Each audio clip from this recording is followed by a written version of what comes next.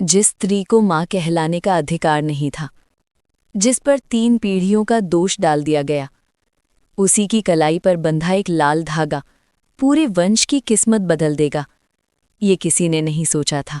ये कहानी है उस कुल की जहां पीढ़ियां सोनी गोद का शोक मनाती रहीं, और उस स्त्री की जिसे समाज ने अपवित्र कहा, लेकिन जिसे ईश्वर ने चुना। कहते हैं माँ बनना हर किसी के भाग्य में नहीं, कभी कभी ये ईश्वर का निर्णय होता है। आज आप सुनेंगे लाल धागे सरकार की वो चमत्कारी कथा, जहां एक लाल धागा कलाई पर नहीं किस्मत पर बंधा था। इस कहानी को अंत तक सुनिए, क्योंकि आखिरी मोड़ पर आपको समझ आएगा लाल धागा केवल विश्वास नहीं, कुल उद्धार का संकेत होता है। गांव का नाम था रामपुरा। ये कोई साधारण गांव नहीं था। यहाँ की हवाओं में परंपरा की गंध थी और मिट्टी में पूर्वजों की पीड़ा दबी हुई थी। इसी गांव में एक ऐसा परिवार रहता था जिसकी 3 पीढ़ियां एक ही प्रश्न के साथ जीती रहीं, क्या हमारा वंश यहीं समाप्त हो जाएगा? इस परिवार के मुखिया थे पंडित हरिहर शास्त्री। वो विद्वान थे, धर्म कर्म में निपुण थे, पर उनका घर भीतर से सूना था। इकलौते पुत्र श्यामलाल का विवाह बड़े अरमानों से हुआ, पर वर्षों बीत गए, घर में किलकारी नहीं गूंजी। श्यामलाल की पत्नी ने समाज के ताने सहे, टूटती रही और एक दिन बिना माँ बने संसार छोड़ गई। उस रात हरिहर शास्त्री ने पहली बार ईश्वर से आंख उठाकर पूछा, क्या मेरे कुल का यही अंत है? दूसरा विवाह हुआ, आशा फिर जगी, पर इतिहास ने खुद को दोहराया। गर्भ ठहरा और छिन गया। गांव में बातें बनने लगी, इस घर पर कोई दोष है, वंश पर श्राप है। तीसरी पीढ़ी आई, मोहनलाल। उसका विवाह सरस्वती से हुआ। सरस्वती साधारण नहीं थी, वो चुप सहने वाली स्त्री थी, जिसकी आंखों में धैर्य और मन में गहरी श्रद्धा थी।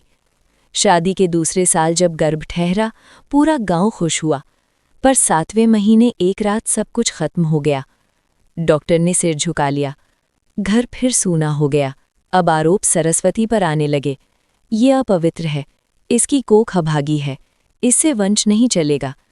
रातों को सरस्वती अकेली रोती, अपने पेट पर हाथ रखकर पूछती, हे ईश्वर, क्या माँ बनना अपराध है?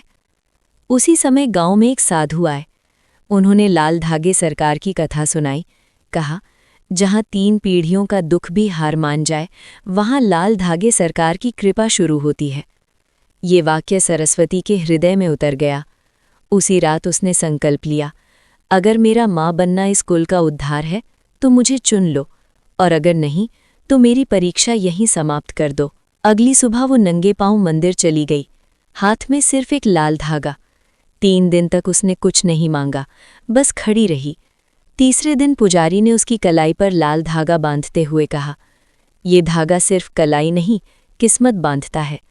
ये लाल धागे सरकार का संकल्प है। समय बीता, ताने वही रहे, पर एक दिन सरस्वती बेहोश हो गई। रिपोर्ट आई, गर्भ ठहरा है। इस बार डर ज्यादा था, उम्मीद चुप थी। हर दिन प्रार्थना थी, हर रात लाल धागे को छूकर सरस्वती बस इतना कहती, अब सब तुझ पर है सरकार। 9 महीने पूरे हुए। एक रात मंदिर की घंटी अपने आप बज उठी, और उसी क्षण सरस्वती ने एक स्वस्थ पुत्र को जन्म दिया। घर में रोशनी फैल गई। 3 पीढ़ियों की पीड़ा एक गोद में सिमट गई। सांस रो पड़ी। मोहनलाल धरती पर बैठ गया, और सरस्वती, वो बस बच्चे को निहारती रही। उसने धीमे स्वर में कहा, ये मेरा नहीं, ये लाल धागे सरकार का निर्णय है। उस दिन से उस परिवार में परंपरा बन गई, हर नवजात की कलाई में पहले दिन लाल धागा बांधा जाता है, क्योंकि अब ये धागा सिर्फ विश्वास नहीं, कुल उद्धार का प्रतीक है।